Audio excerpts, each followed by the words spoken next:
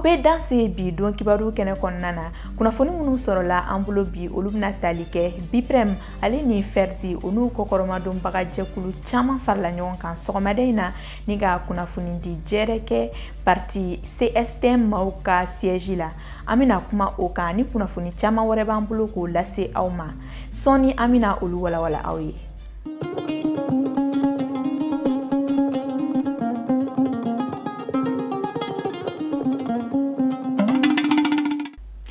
Aw minnu sigilen no aw ka jabaraniw ɲɛma ni waati na ni ka ka kunnafoniw sɔrɔ aw bisimila ko kura aw ka bi don kibaru kɛnɛ kɔnɔna na i n'a fɔ kunnafoni daɲɛ kumabaw la an y'a fɔ aw ɲɛna cogoya min na jɛkulu min n'ale kɔni ka wulikajɔ bɛnnen bɛ Mali bɛɛ farali la ɲɔgɔn kan n'u b'a wele ko Biprem Fasoko o n'a dɛmɛbaga jɛkulu wɛrɛw ka fara Ferdi kan ni o ye jamakulu ye minnu ka laɲini ye ko jamanakuntigi Ibrahim Boubacar Keita k'ale ka wuli ka bɔ fanga la olu farala ɲɔgɔn kan bi ni ka kunnafoni di jɛrɛ kɛ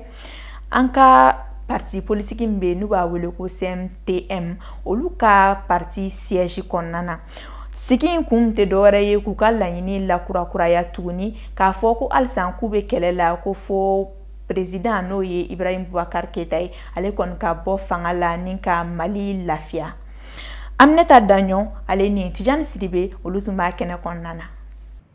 Ka da an ka jamana ka lahalaya ni gɛlɛyaw kan i n'a fɔ jamana mara kɛcogo jugu yuruguyurugu ni nanbara ni foroba nafolo dunni lakana sabatibaliya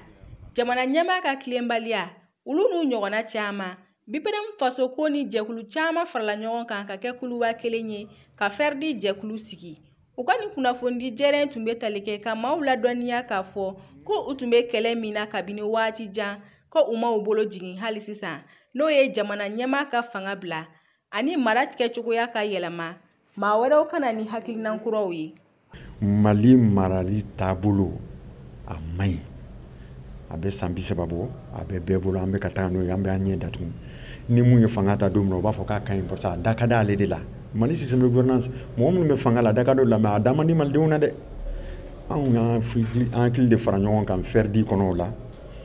ka sɛbɛn dɔw dilan k'a yira k'a fɔ kalafili bɛ kɛ ni a bɛ kɛ hukumu min kɔnɔ a maɲi hali dɔɔni mɔgɔ min bɛ fanga la kalafili ko bɛɛ b'o de bolo u bɛ CENI wele ka DG wele ko directeur général aux élections k'olu k'u bilasira nka olu tɛ ka sariya fosi ta sariya bɛ yɔrɔ fila de bolo a bɛ f'o ma ko ministère de l'administration territoriale ani cour constitutionnelle n'i y'a sɛgɛsɛgɛ cour constitutionnelle au ministère de l'administration territoriale a bɛɛ ye président de ta ye ministre bɛ sigi président fɛ ministre t'a fɛ k'a place a jɔyɔrɔ ka bɔ a bolo o bɛ se ka fɛn bɔ cogo di fɛn min da man di président n'a ka parti la a tɛ se aw kana jugu la. Ferdi ye sɛbɛn caman de labɛn jamanakuntigi tali kɔ kama wa u ka jateminɛw y'a yira k'a fɔ ko dɔ b'a 9 fɛn o fɛn bɛ cour constitutionnelle la olu bɛɛ ye jamanakuntigi dɔrɔn ka maa sugantilenw de ye. N bɛna ɲɛfɔ mɔlenw k'a faamu président bɛ saba fɔlɔ min sigi o y'a yɛrɛ ta ye président de l'Assemblée bɛ saba fɔlɔ min sigi o fana ye président ta ye parce que président de l'Assemblée bɛ sigi président de la République de fait donc ne b'a yira k'a fɔ a yɛrɛ ka mɔgɔ saba kɔfɛ cour constitutionnelle la un président de l'Assemblée nationale n'o fana ye saba mun di président de la République ka mɔgɔ saba don a bɛ fɔ min ma ko conseil supérieur de la magistrature an ka gafew bɛɛ kɔnɔ constitution kɔnɔ a sɛbɛnlen b'o kɔnɔ ko le président de la République est le président du conseil supérieur de la magistrature chef suprême des armées aussi bon n'a fɔra ko o ye o président ye conseil supérieur mɔgɔw bɛ se ka mɔgɔ saba ta cogo di n'u m'u ka kuntigi ɲininka n'o ye président de la République ye donc an ka système maɲi n'olu y'o ta k'o fara ɲɔgɔn kan ko les 9 sages u bɛ tiɲɛ de fɔ t'u da mɔgɔ fɛ nkalon don président b'o de sago kɛ donc ministère de l'administration o b'i sago kɛ cour constitutionnelle olu fila minnu bɛ décision ta olu b'i sago kɛ diyagoya deuxième mandat bɛ d'i ma o de y'a to mɔgɔ ma dɛsɛ deuxième mandat la Mali la ni fɛnw ma yɛlɛma mɔgɔ tɛ dɛsɛ la fana ni mun sigira a b'a sago fana kɛ a bɛ bɛɛ degun n'a ma bɛ mɔgɔ ma an bɛ bɔ an bɛ kule ka ko bɛɛ kɛ ko nin ka yɛlɛma nin maɲi i b'o bɔ yen dɔwɛrɛ bɛ na o fana tɛna ɲɛ ko ye parce que a bɛ baara kɛ ni minɛn mun ye baarakɛminɛn maɲi anw y'o de jateminɛ a bɛ fɔ min ma projet de société min bɛ nɔgɔya don jamana kɔnɔ anw Ferdi bi a y'an fara ɲɔgɔn kan k'o dɔ dilan an ye sɛbɛn dɔ fana bɔ mun b'a to ni kala ta bɛ kɛ kalafili bɛ kɛ mɔgɔw ka se ka da la k'a fɔ ni n ka kala fila a tɛ yɛlɛma ka taa kɛ faamaw sago ye n bɛ mɔgɔ min nɔfɛ ko o ka mara o de bɛ na faamaw t'u sagona mɔgɔ sigi n'o fana donna ko la a bɛ danaya don faamaw ni jamana kɔnɔdenw cɛ. Shirif Mohamed Haidara ni ale ye MPP jɛkulu ɲɛmaa ye ale fana y'i dantigɛ sifinnakaw tɔgɔ la jamana jɔli kɛcogo ɲuman kama. An y'an sinsin min kan kosɛbɛ o ye mara kɛcogo ye vraiment sifinnakaw fan fɛ an ko n ko sifinnakaw bi an bɛ yɔrɔ min jamana bɛ niveau min na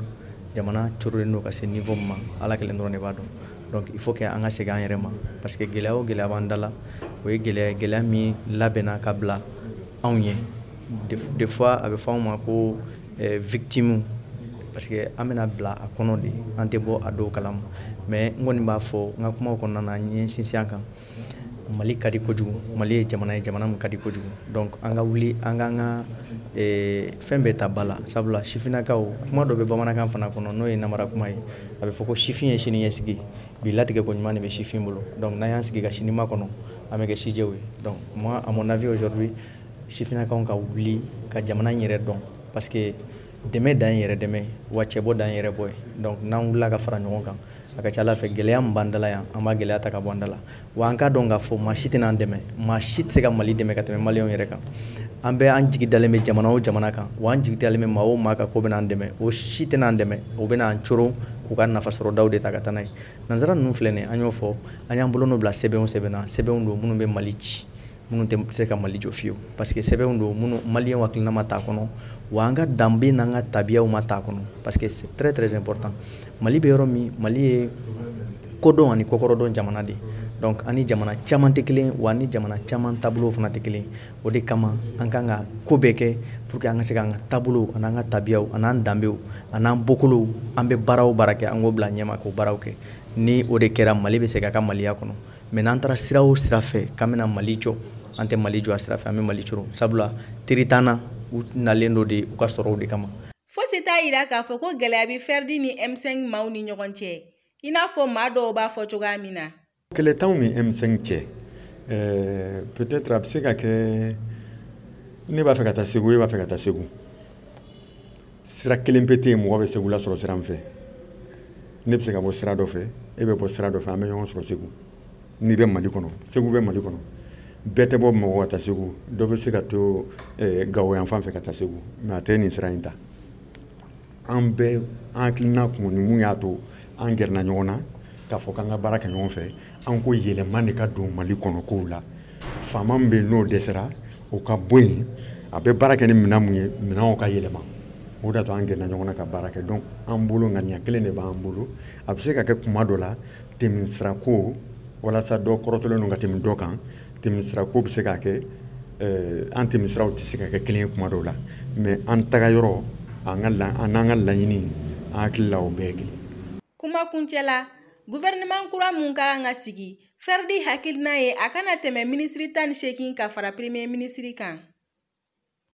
Halisa wulikajɔ minnu bɛ sen na ni waati laban ninnu na an ka jamana kɔnɔ jamanakuntigi ale wulili ko la o bolo ma mouvement du 5 juin n'u b'a wele M5 RFP Rassemblement des forces patriotiques o maaw fana ye lajɛrɛ kɛ bi u ni kunnafonidilaw cɛ nɛgɛ kanɲɛ 17 waati o senfɛ u y'a farafanciya ka fɔ ko olu bɛɛ u ka siɲɛbɔ la fo ka jamanakuntigi fa ka wuli ka bɔ fanga la ni ka palais yɛrɛ bila pewu k'u tɛ fɛ a kuma mɛn u tulo la tuguni M5 RFP maaw olu ye laɲini 9 kɛ ni lajɛrɛ kɛnɛ in kan Isa Kawjim Semasi maaw ka ko ɲɛnabɔbaga don ale ye fɛsɛfɛsɛli kɛ Umar Tarawele a n'a ka ɲiningalikɛla ka kuma galama ɲɛfɛ an ka jɛ an ka ɲɛmada o fɛ. Jamanadenw bɔra jamana kɔnɔ le 5 bɔra le 19 u ma bɔ ko M5 u ma bɔ ko RFP u ma bɔ ko FFP u ma bɔ foyi u bɔra de parce que kuma dɔ fɔra o y'u hakilila min n'o ye k'a fɔ président tɛ se a ka fanga bila o bɔlen mɔgɔw ko k'an y'u janfa an b'a fɛ ka cun n'u ye dɔw ko miliyari 16 la ninnu bɛɛ ye kumaw ye n t'a fɛ k'o fɔ a bɛ hakɛ to ninnu ye kumaw ye dɔrɔn minnu ye tiɲɛni kumaw de ye nka n'a ye jama fara ɲɔgɔn kan kulu caman de b'a la olu fana base de b'u kɔ o baaraw la diɲɛ da donna la communauté internationale sigimɔgɔw da donna la jamana yɛrɛ yɛrɛwolow da donna la kulubaw da donna la dugulenw ni dugutigiw imam yɛrɛ nana k'a fɔ ko min bɛ kɛ an ka jamana makara an kana sɔn ko ka kɛ min bɛ sababu ye k'an yɛrɛ dama kunkari ɲɔgɔn na donc k'o bɛɛ kɛ gafe la gafe min fana n'a tɛ jamana constitution sɔsɔ o tɛ se ka kɛ tile kelen tile fila tile saba an ka bɔ tɛ o n'an bɛ bɔ kun min kama fo de fana ka sabati donc bi n'a fɔra ko an y'a ka démission kuma bila k'a ka régime bila mais an ye fɛn dɔ fɔ gafe la o bɛ kɛ sababu ye jamana fanga b'a yɛrɛ sɔrɔ ale tɛ se ka fɛn kɛ min ka d'a ye n'a sɔnn'o ma a fɔra banna komi ale yɛrɛ a dɔgɔkɛ n'o ye Imam Diko ye o ko n'i ko président Ibrahim Boubacar Keïta k'a ka min bila a b'o kɛ siɲɛ kelen a b'o kɛ siɲɛ fila a b'o kɛ siɲɛ saba a b'o kɛ siɲɛ naani o tuma nin papier in bɛɛ bɛ n'a dɔn fɛn dɔ kɔni yirala la n'a ko a tɛ sɔn nin si ma o tuma bɔli min bɛna kɛ mois de juillet tile 10 o bɔli ye de k'a fɔ an ka bɔ k'a fɔ an bɛ bɔ non seulement an t'a ka fanga reconnu tugun an bɛ bɔ jamana yɔrɔ dɔ bɛ yen n'o ye jamanadenw ta ye k'a fɔ jamanadenw jamana fan bɛɛ an ka taa an sigi yen an bolo langolo marifa t'an bolo bere t'an bolo foyi t'an bolo k'a fɔ nin yɔrɔw ye jamanadenw de ta ye o tuma an b'a fɛ k'a jira k'a fɔ jamanadenw ma jɛn n'a ye ale ka fanga ka waleya kɔnɔ tugun donc o bɛna kɛ min ye o de nous n'allons plus même reconnaître son pouvoir mais d'ici là n'a sɔrɔ kuma min fɔra an ka sigi an ka kuma an ka bɛn o kan o tuma kɔrɔ a ye Maliko bila a yɛrɛ sanfɛ a ye maliyɛnw ka laɲini bila a yɛrɛ sanfɛ o tuma an bɛ bɛn a la jamana y'a yɛrɛ sɔrɔ tare tare n'a ma sɔn o ma diɲɛ bɛ kɛ seere jamanadenw bɛ kɛ seere k'a fɔ o tuma min fɔra a ma sɔn siɲɛ fɔlɔ la a ma sɔn siɲɛ fila la o tuma siɲɛ sabanan mɔgɔ bɛ se ka mɔgɔ jalakiya. Seko ale ni dɔnko bunankun kan i n'a fɔ an y'a fɔ aw ɲɛna togoya min na a bɛ waati jan bɔ kabini coronavirus donna an ka jamana kɔnɔ a ye gɛlɛya lase baarabolo bɛɛ lajɛlen ma o de kama bi an wulila ni ka se an ka seko ani dɔnko tigilamaw ma ni k'u ɲininka u ka baaraw bolo bɛ ɲɛ jumɛn ma ni waati laban ninnu kɔnɔna na kunnafoni ɲininaw ye mun sɔrɔ an ye o ko la an ka ɲɛmada o fɛ.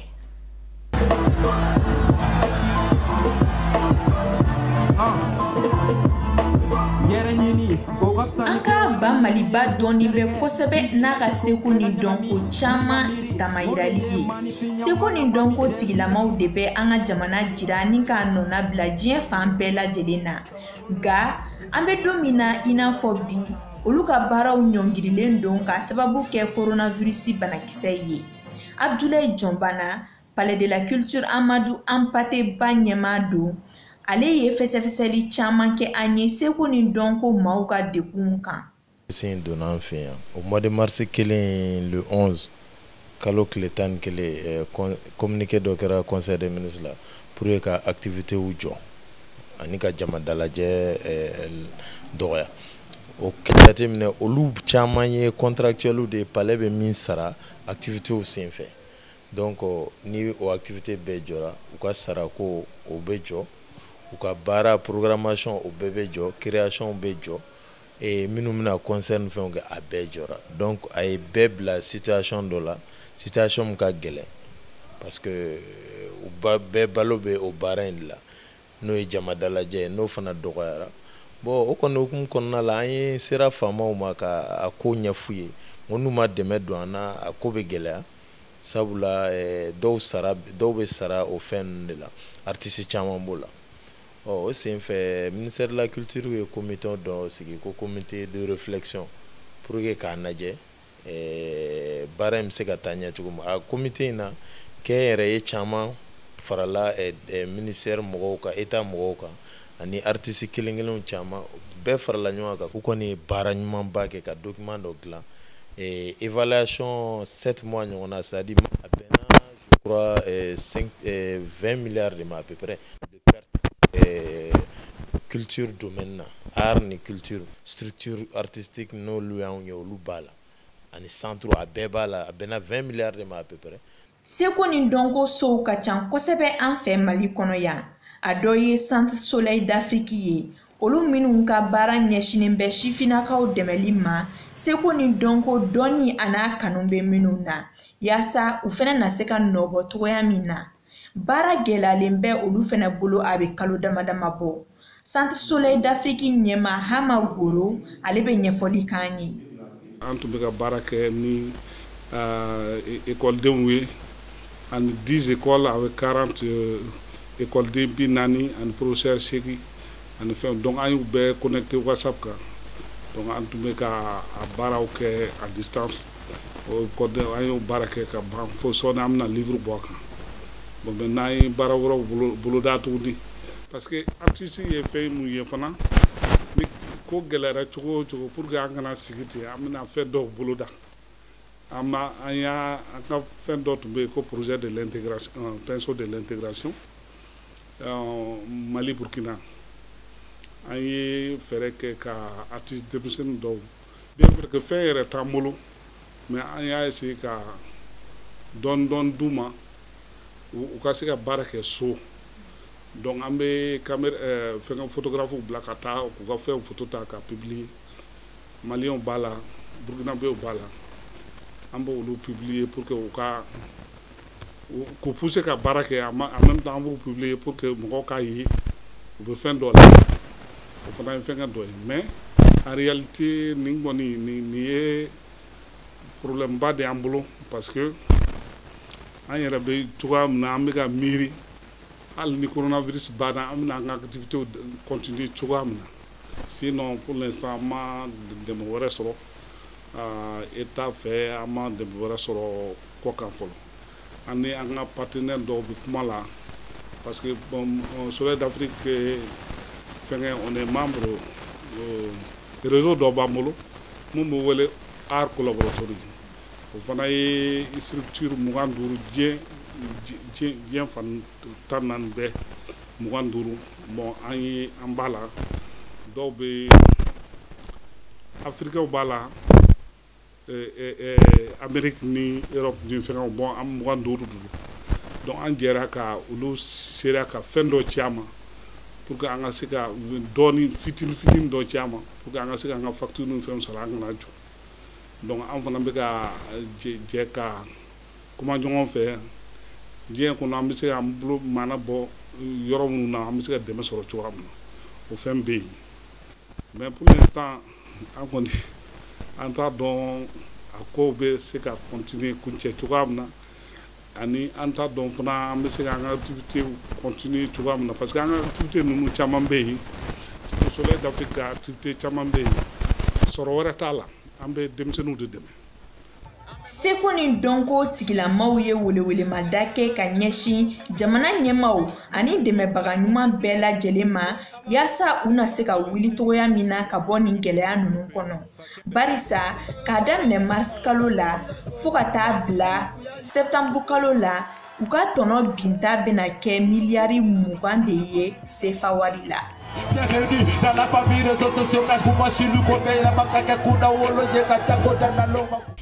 An b'a fɔ coronavirus banakisɛ ala k'a ban pewu ni k'an ɲuman bɔ a la k'an ka sɔrɔw lakunu. O tɛmɛnen kɔfɛ Idrissa Badimi ale ye munumunu salo kɛ diɲɛ seleke 4 kibaruyaw cɛla a ye mun sɔrɔ an ye an ka jan k'o lajɛ.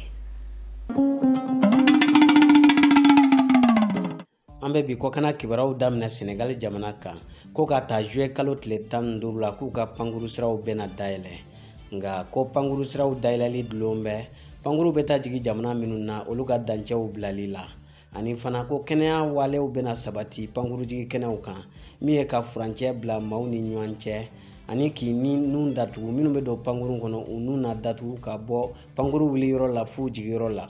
ani fana ko maa minnu bɛ don Senegal jamana kan k'u na sɛgɛsɛgɛ pankuru jigi kɛnɛ kan n'a y'a sɔrɔ bana t'u la u bɛ sɔrɔ ka don hakilina jiginna Senegal pankuru jigi kɛnɛ datugura kabini mars kalo tɛmɛnen k'a sabu kɛ coronavirus ye. Kunnafoni nasiraw la an bɛ don G5 Sahel kɔnɔ farafinna tilebiyanfan cɛncɛn kan jamana 5 n'o ye G5 Sahel ye u n'u dɛmɛbaga jɛkulu jamana ɲɛmaw ye ɲɔgɔn sɔrɔ kunun tarata juin kalo tile 30 Nouakchott Moritani faaba la u ye laɲini kɛ k'u na dɔ fara sebaaya min sɔrɔla jatigɛ wale kɛbaaw kan nin waati laban in na k'u na dɔ fara o cɛsiri kan. Nin jamana ɲɛmaw nisɔndiyara kosɛbɛ ɲɛtaa min sɔrɔla banbanci wale kɛbaaw kɛlɛli la ni kalo 6 laban in na n'o dɔ ye Faransi kɛlɛcɛw n'u bɛ wele ko Barkhane olu ka fanga bonyali a n'a dɔ fana ye se sɔrɔli juguw kan dancɛ 3 la n'o ye Mali, Niger, Burkina dancɛ ye ko kabini ɲɛma u jɛra ɲɛma kelen na n'o ye état major kelen ye ko G5 Sahel sankɔrɔta la.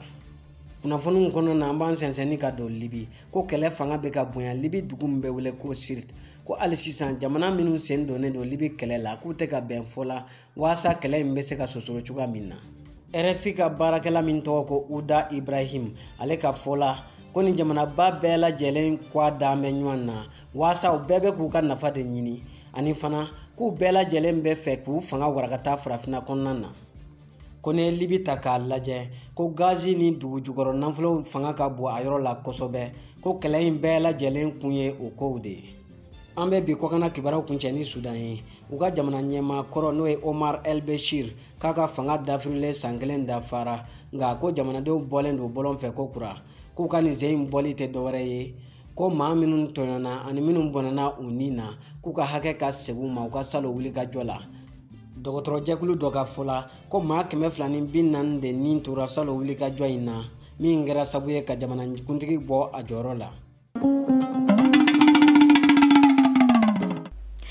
NFTV jabarani filɛbagaw ni ne tun bɛ an bolo bi ni ko o lase aw ma an ka foli bɛ aw ye fo yan fo aw sigiyɔrɔ la bi tun ye arabadenw juillet kalo tile fɔlɔ ye an b'a fɔ ala ka kalo in ja bɛɛ la ka caman bɔ Mali gɛlɛyaw la aw kan bɛn waati wɛrɛw la.